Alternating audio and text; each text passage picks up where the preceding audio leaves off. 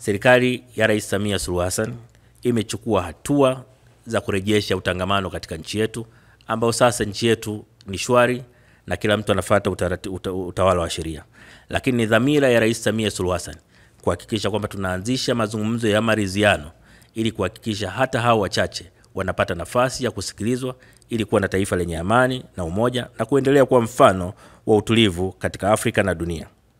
Mheshimiwa Mwenyekiti, Rais Samia Suluhu Hassan amenituma niwahakikishieni kwamba nchi yetu ni salama na tulivu na iko tayari kupokea wageni wa aina mbalimbali kutoka duniani kote kwa mafanikio ya nchi zetu zote. Lakini pia nitumie nafasi hii kuwashukuru sana kwa niaba ya Rais Samia Suluhu Hassan viongozi wa SADC waliofanikiwa kufika kwenye siku ya uapisho wa Rais Samia Suluhu Hassan.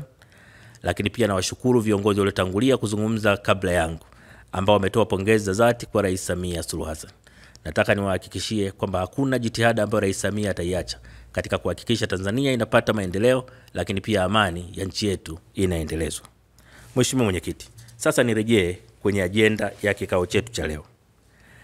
Kwanza nitumie nafasi hii kuishukuru sana Madagascar kwa kazi nzuri ambayo imefanya kwa miezi miwili iliyopita, lakini vile vile kwa uamuzi wake wa kuachia wenyekiti kwa kutambua kwamba katika mazingira waliopo sasa wanaweza wasitoe uongozi makini.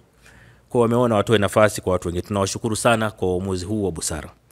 Lakini pia nitumie nafasi hii kipekee sana kuwashukuru Afrika ya Kusini na kipekee Rais Cyril Ramaphosa ambaye daima amekuwa mstari wa mbele kutoa suluhu katika jambo lolote ambalo linatokea kwa nchi zetu za SADC na hivyo kuendeleza umoja wa nchi zetu za SADC.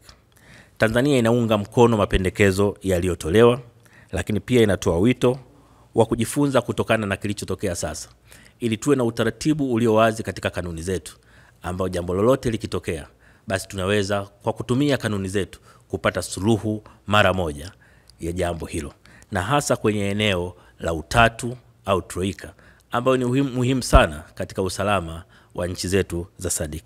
Mheshimiwa Mwenyekiti, nakushukuru sana kwa kunipa nafasi ya kuzungumza.